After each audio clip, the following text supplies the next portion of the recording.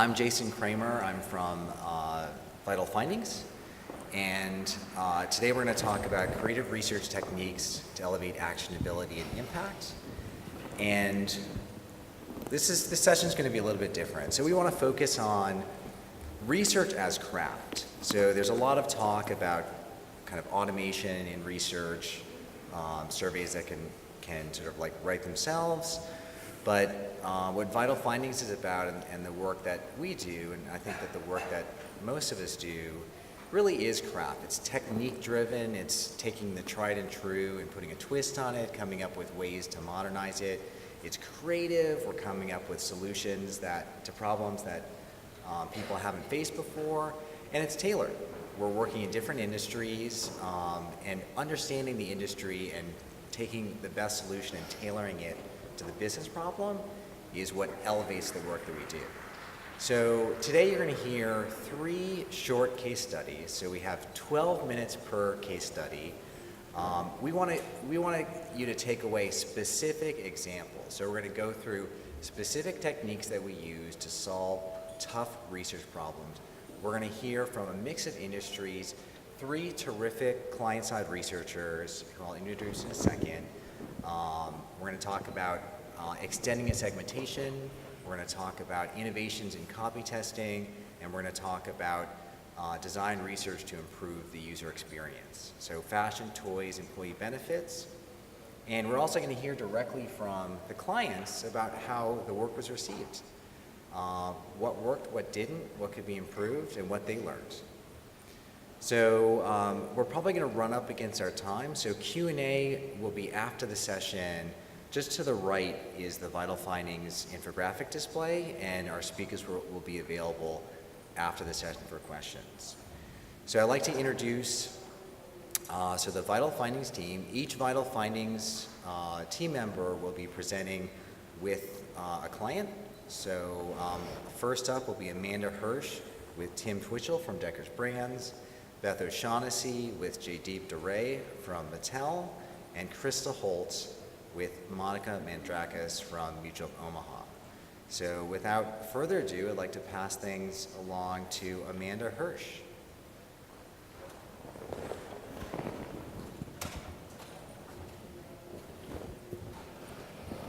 Hi, I'm Amanda Hirsch. Our first case study is about extending the life of a segmentation.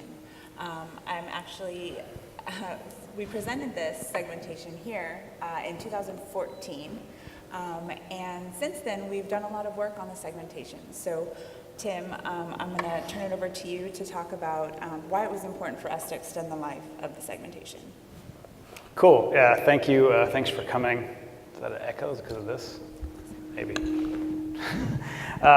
Great, I'm from Deckers Brands, best known for UGG is the big footwear. UGG is a big brand, Teva or Teva as most people say, and Sanuk, Hoka, a running shoe brand. So UGG, in the case of this, when I first started, just to give a quick background, we did this we're here in 2014, but we had to create an appetite for the segmentation up front because we were told that the UGG consumers from cradle to grave, we're for everybody, Tim. You don't even need to do a segmentation study. We spoke a few years ago to why that was important, but we also really brought it to life in installations because we have a design team that is very visual. They don't want to sit through a PowerPoint presentation. They want to experience it, and so the Vital Findings team helped us do that, reaching into purses, walking into a living room. We probably spent as much on just random IKEA furniture that we then did a garage sale at the office to really kind of bring it to life for them. But then the challenge after that, at least for me, is coming from, I was at Yahoo and Disney before that, is I've done, and I'm sure many of us have done a fair amount of segmentation studies that were a lot of investment up front, got people real excited, and sat on a binder, whatever. That we spend a lot of work, and they kind of slowly over time kind of lose value. And given the investment behind this, given the amount of work it took to even get them excited about doing this, we really wanted to make sure that we had, we kept interest going along the way, kept the data fresh, kept it exciting, kept the segment names top of mind, so they're using it in a way that wasn't just kind of a big presentation and move on. And so now Amanda's going to take you through some of those techniques we did, and at the end I'll talk about how those techniques were then applied to some different functions within the company. So there were 4 things that we implemented since 2014 that really kept this segmentation alive and ultimately proved the value of the investment that Decker's brand made in this segmentation. So the first thing we did is we did these quick pulse surveys. When we presented the segmentation to the teams at UGG, coming out of that, there were 2 things that we noticed. One, people were really excited about the segments. They were super excited about what they were learning, but they also had additional questions, right? So how does this segment approach blah, or what do they do about X? That we may not have asked in the segmentation study, but was certainly a valid question and one we wanted to answer. 2, we're talking about fashion. And fashion, as we know, evolves quickly, right? It changes rapidly. Brands change. Why you wear something changes. So we also wanted to, be able to come back and talk to the teams about that. So with these quick pulse surveys, it was very low cost. It was quick turn, but we were able to go back and ask questions about, things that they wanted to learn for the segments. And we were also to say, hey, these are now the brands that they're wearing. These are now the trends that they're following. And it just kept the segmentation alive. It gave them relevant information and very timely, and we could do that, over time. The next thing we did is we created workshops. So we knew that, in order for this to take hold within the organization, they had to really understand the segments. And what better way than to, sit with us, who were at that time the segment experts, and sit with their colleagues. So we had the brand team come in, we had the product team come in, we had the design team come in, took them through the segments, created user stories for these segments so they could really understand, who they were as people, and ultimately come up with strategies and tactics for these segments. So it was a half a day, and we came up with what are the segment's pain points. So the teams had to come up with those pain points. They then had to come up with, okay, given that these are the pain points, what are the strategies that we could use to address these pain points? And finally, at the end of the day, we had to come up with tactics. So here's the pain point, here's the strategy, here's exactly what I'm going to do to address this strategy for this segment. And so the teams walked away and could go back to their desk that day and implement a strategy and a tactic. And that was really valuable, and it made them feel like they knew exactly what they needed to do, which is probably the most powerful thing. And again, that was very low cost. It was just people's time. The third thing that we did was immersions. So this was also low cost because we piggybacked on some of the team's travel plans that they already had. So the brand team was going to Chicago. We said, hey, let's go. Let's take the typing tool. We'll recruit some segments. We'll watch them shop. So the brand team was able to get one-on-one time with people that represented their segment, see how they shopped, what stores did they pick. When they were in the store, how did they navigate the store? Which products did they pick up? What did they put down? When it came time to purchase, what were the things that they were deciding on? Why did they decide to pick or purchase one thing versus another?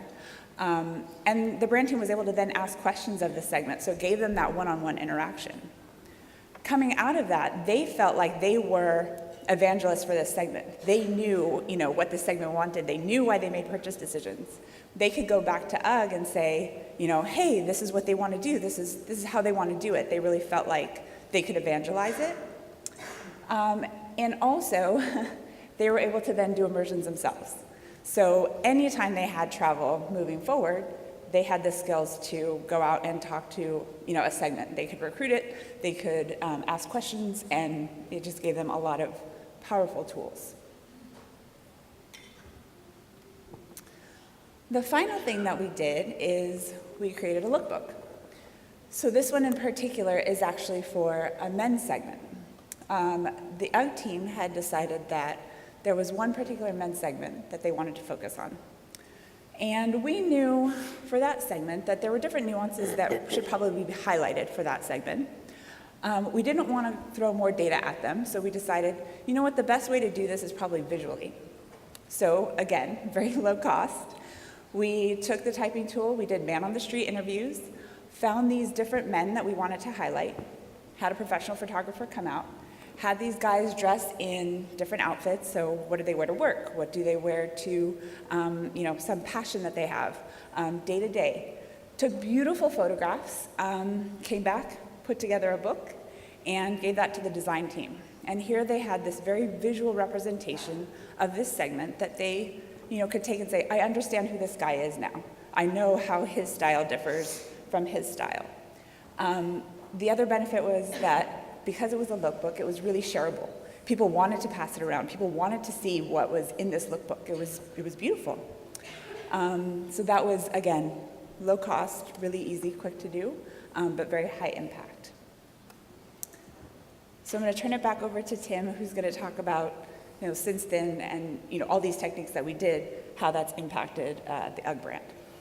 Cool, so those quick pulse surveys in particular were super helpful to the marketing team in particular, but also product. But again, the challenge is when you've done something several years ago, how do you keep it relevant given the fact that, again, the market has changed so much. Certain brands, as she said, that were that were in or now out, and we also would see people shifting from one segment to another, and so we wanted to be able to highlight that. So that was super helpful. The workshop was a really great way to kind of create cross-functional partnership. I guess if I think about Disney and Yahoo, same type of thing. Companies can get quickly very siloed, and our company was no different. And so quickly kind of turns in, well, this is a marketing thing, this is a product thing, this is a design thing. And it forced them to work as a group on a common exercise, and again, also around kind of deliverables. One thing that we did in terms of, because Jason said about like things you would do differently, one thing that we kind of learned through this process, you can come out of these types of segmentation studies with a typing tool. We've actually started typing our database so we can deliver different messages to our different consumers. But we also had some of our employees type themselves. The risk there, as I found out, is that sometimes you can type people who, in a more fashion mindset, are pretty sure that they're this elite fashion consumer. And when the typing tool says that they are not, it can quickly undermine, well, then this whole thing is and it was, typing tools aren't perfect. So I selectively use that, but that was one thing I'll keep in mind, because I did the same thing when I was at Yahoo. We had our head of legal typed himself as a segment. Everybody else typed as the driver kind of mindset, and this our chief legal person typed himself as an art. The segment that tended to skew towards being more artistic and young, and it was just this joke in this presentation. We did find out that actually he liked to paint as a side, so it made sense afterwards, but it was a little risk when all of a sudden he typed himself as the 15-year-old girl, essentially. And then the immersions, that was great. Going around Chicago, our head of product described it as game-changing, saying he'd been designing behind a monitor the past, I don't know how many years. Our office is based in Santa Barbara. You can only imagine that your view of Santa Barbara is very different for a product that's in cold weather purposes in a place like Chicago. Was very eye-opening for them. And then the last thing was this lookbook, which I think they have a couple copies outside of what this looks like. The challenge for us is we have a segment, and in our men's segment, we called it the tailored. Well, that sent people down a path of tailored. Bow tie must be super formal. But there are tailored guys, and we met some of them in some of these immersions where they were wearing their Jordans that they've only worn twice. Their classic Jordans or ones that these sneakerheads. But if they got a crease in it, they might as well throw it in the trash. And their white T-shirt, that was their look, and it was pressed and looked perfect. But they were tailored guys as much as the dressed-up guy. So we did this lookbook to bring together these 3 different muses.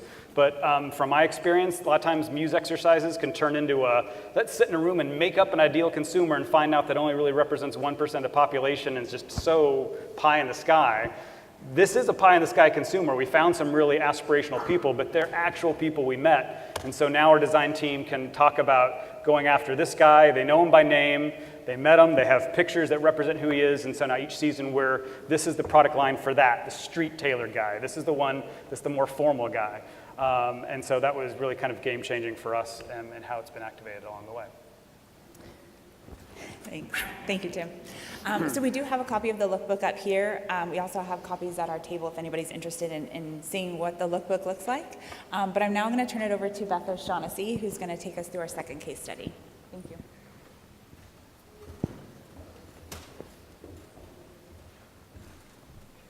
Thanks, Amanda. Hello, everyone. So what I'm going to be talking about is how Vital Findings and Mattel work together to accomplish a really easy task, developing a custom copy testing program. So first, Jaydeep's just going to talk about what got Mattel there. Great. Thanks, Beth. So just to give you a little background of kind of how this specific project came about, I started at Mattel about 4 months ago, and there was really a big directive in the organization to really streamline and prioritize business questions and specifically the research projects that are done on a daily basis and over the length of the year. And what I mean by that is the way it used to be was every business question would come down and we'd do a piece of research for it. And with that big of an organization, that many different brands and that many business questions, ultimately with the resources and budget that we had, we were going to have to cut corners. And what that meant was when you probably should have been doing quantitative, maybe you just did a qualitative. Or when you probably should have been doing something more custom with a certain amount of subgroups and sample size, maybe you just threw it into your community panel. And what we found out was basically 3 things were happening. One was we'd come back with findings and they'd validate what the team already liked to see, so they went with it. Secondly, we came back with something they didn't like to see, so they went with what they wanted to do anyway. Which is, I think that happens a lot. Or third, we came back with something that we didn't feel fully confident about, the team didn't feel fully confident about, because we had cut corners, and we really felt like, is this as actionable as we need it to be? And are we answering questions that the team really needs answering? So we got together, we drew a line in the sand, and we said, any business question that comes through to us, we're going to get in a room and we're going to say, is this important? Does the team want it? Will they use the information? And if they want it, we're doing it right. We're not cutting corners. We're going to do it right, and we will prioritize that. So it really gave the organization, if you think about the way the business is set up in terms of the brand insights, the people that support the brand, it really gave them focus on what matters, and it really cut down on the amount of research they did on a daily basis. But I run the cross-portfolio initiatives, which are more foundational studies like brand equity, ad testing, segmentation, product testing, those types of initiatives. So these are big foundational studies. We're talking about hundreds of thousands of dollars, even $1 million initiatives. So getting it right is even more important, and cutting corners is even more disastrous, because if you're not getting actionable data on projects this big, you're really hurting the organization, and you're putting a dent in what the team thinks about consumer insights and how much impact they have. So specifically when it comes to ad testing, we got in a room and we said, is ad testing important? And to be honest, I've been in a lot of other organizations where we don't even do ad testing, which is fine. I think it's good to make that decision if you need it. But for Mattel, it's very important. They use the information. And what we found was while we were semi-happy with what we were getting, there were a couple of things that we felt were missing. I think we weren't positive that the metrics that we were testing and the way we were getting the information were truly the ones that we need to deliver on and the ones that are impacting how good the ad is and what to optimize based on that. And secondly, we couldn't feel confidence that the evaluation model that we were using was correctly predicting in-market success. We didn't understand and didn't know, hey, was this right? Did we say this was a go or a no-go? And does that make sense? And we didn't feel like we had the right model in place. And so when we talked about it, he said, okay, if we're going to do this right, we'll come back to you in a couple months and we'll put together a plan that makes sense. So the next step was thinking how to do that. And it really felt like a custom model and process made sense. And I think Beth will go over the reasons, but at a high level, I think in our category, with the types of consumers we talk to, in terms of talking to kids, in terms of the benchmarks and norms that we're trying to look to, there's very specific. We didn't feel like there's a lot of ad testing initiatives out there and methodologies out there, and a lot of them are pretty good, but for our specific category, we didn't feel like they came through. When we looked under the hood on a lot of them, they were not delivering specifically on our needs. And most importantly, we wanted to correlate to in-market performance. I think if I could take away anything from this process, that was the most important thing that would help us sell it into our organization and make us feel comfortable with it. So we started from that point, and we ended up moving backward. So I'll give to that to what we did. Yeah, so, forgot I moved this so you didn't suffer from echoes. But we really basically dug in from that point, the moment that they said, okay, we're going custom, and we said, okay, what are the steps that we need to take to get there to deliver for you? And it starts from the ground up. So I don't know how many people here have ever seen, your more templated, standardized copy testing program adapted for kids. But it often looks a lot like this. And I don't know how many people here interact with kids, but we're testing with kids age 4 all the way up through age 12. And this in itself, I would say, probably isn't, really holding their attention. And if you look at this question, which is, more of an intent type question, a liking question, it's also not really getting at what we need to be covering to tie back to sales and really get at Mattel's big question. So what we did is we worked together and we really built something that we could essentially Be Confident has the nuances in terms of starting with the survey. It has the nuances of what's important when it comes to measuring with kids. So the first thing is we need to capture ad recall in a realistic environment. So if you're looking around at everyone, we're all like staring at our phones, we're not talking to each other. You know what? Kids are the same way. So when they're watching TV, they're playing games, they're parallel playing with their dinosaurs while they watch their show. So we brainstormed what's the most realistic way we can capture this in the survey environment. So we created a reel in a sense, but it has all of these different interactions. So they play a game, they watch a movie trailer, they might see part of a show. Our ad is baked in there, and so are some competitive ads. And the whole idea is that we're creating this real distraction environment so that we can see if the ad really pops. Then we need to ask the right question. So kids learn differently, especially as they get older.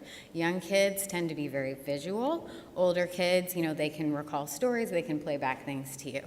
So our recall question was actually broken into two pieces.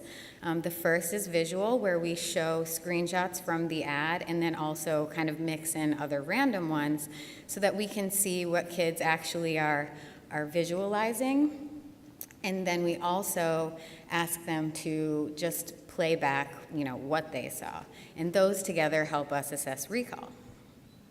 And then we get to the crux of the matter. When you're going to be measuring something in the survey, and at the end of the day, you're like, okay, is this going to turn into a toy purchase or hopefully get close to that?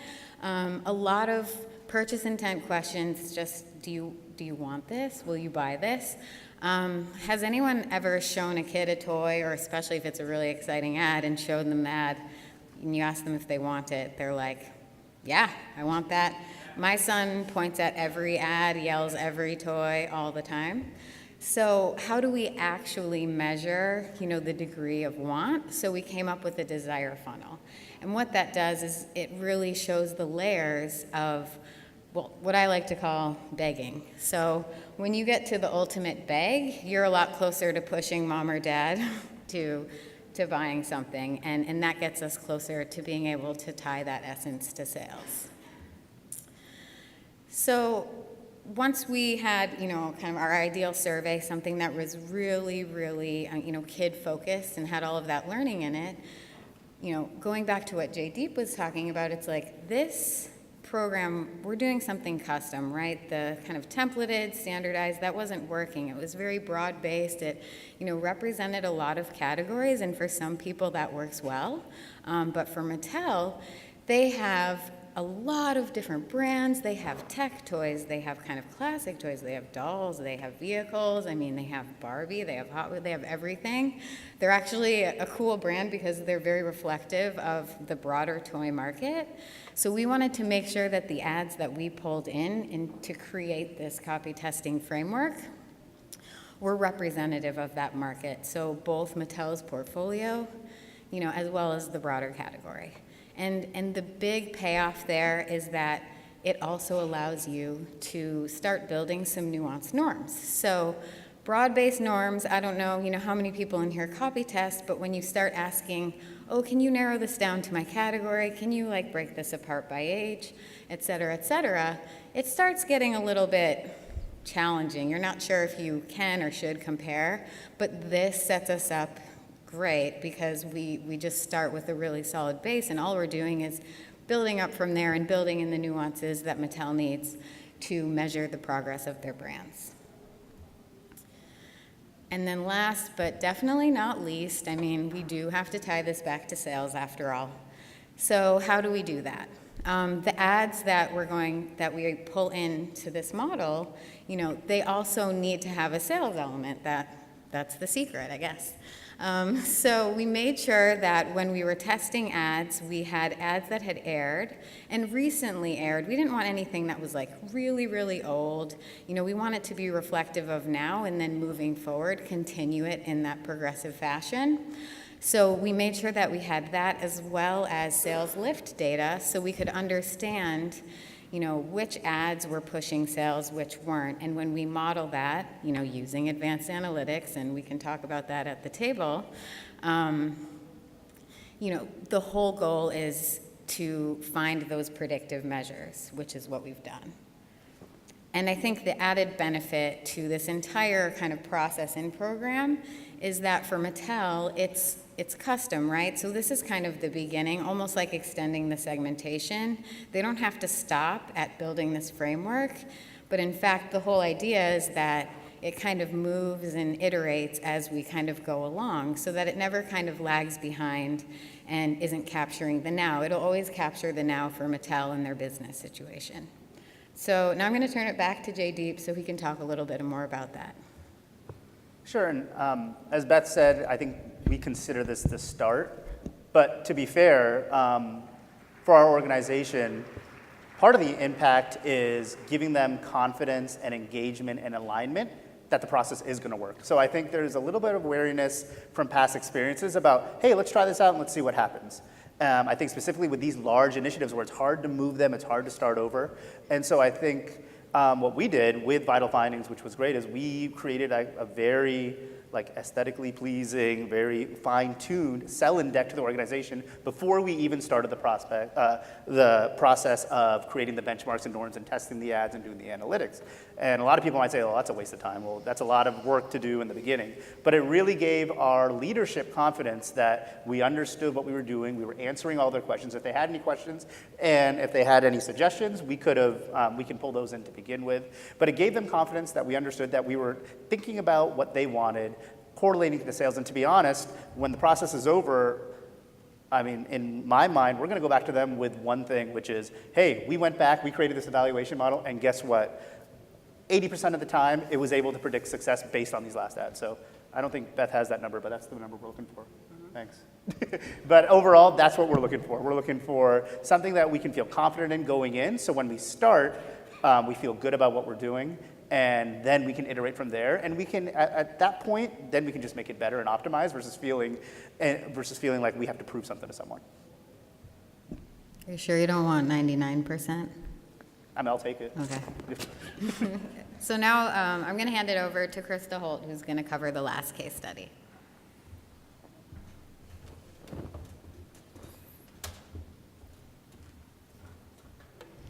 Great. Thanks, Beth. Hi, everyone. I'm Krista. And for our final case study, we want to take you through some design research that we did for Mutual of Omaha. And our goal here was to reimagine and redefine what the customer experience should be like, and in particular, what the billing experience should be like for customers. So we had a lot of great techniques in this research, just applying design thinking and design methods. But what we're going to focus on today are how we actually brought the research to life and how we use different storytelling techniques to do that. So I'll pass it over to Monica to talk about our challenge. Hi, everyone. So Mutual of Omaha sells insurance, and one of our products is employee benefits, and this is where I live. So there's 3 ways to build the customer for employee benefits, and the customer in this case being the employer. And this research was focused on one of the ways, and it was a more digital experience of billing. And the funny thing is, with this bill type, there was an expectation with the clients, with the employers, that this process had the highest accuracy and the best smooth experience of billing. But unfortunately, we found out that this customer segment that used this bill type was also the least satisfied. And so we were on a journey to find out why that is and how we can alleviate some of the pain points. And this process of billing is also the most technical process of all of them. So the challenge here, I guess, was to make it easy to understand and approachable. Right. So as Monica mentioned, we did have a challenge in that there was a very technical nature in everything that we were doing. But in terms of actually taking everything that we learned, turning it into insights, and engaging and inspiring stakeholders, we wanted to apply some creative solutions to make sure that The findings were detailed, but that they were also easy enough to swallow and easy enough to take action on. So the first technique we used were analogies. So analogies are a really powerful storytelling tool, and the textbook says that they bridge the gap between something that we know and something that's unfamiliar to help us connect the two in our minds. And an analogy actually proved extremely helpful in the case of this research because one of the clients we interviewed gave us the analogy of Mutual of Omaha acting as a general contractor. And this really stuck with people from the presentation and from the full report as just giving them, even if they couldn't remember all of the detailed findings for what the customers wanted and all of the specific action steps and milestones, they could always remember more of the concept of what the service should be like and what the service experience should be like. So if this isn't something that you've considered before, it could be something really easy to apply to the research that you do as you're creating presentations. Give something memorable to make it stick. And actually, Monica was mentioning that the analogy is really helpful for her in giving just an elevator pitch for the research when she talks to different people about the high-level findings. Another technique we used was making it personal. So in our research into the customer experience, as you can imagine, we learned a lot. So we talked to customers who were really satisfied. We got a lot of positive feedback, but of course, we uncovered a lot of pain points and a lot of that negative feedback too, which is what we wanted to hear. But it was really important to highlight the positives because when you're dealing with a customer experience, there are obviously a lot of different components that go into that. There's people, there's process, there's technology. Especially in our case, there are a lot of constraints on the customer experience, and particularly with billing. So there was one team member that came up a lot in the research is doing a great job, and his name was Joe. So we took that and we created the Joe factor. So the Joe factor, so obviously colleagues of Joe, friends of Joe, they know who he is as a person. We all have a colleague like that who's just kind of like, an all-around great person, upbeat, optimistic.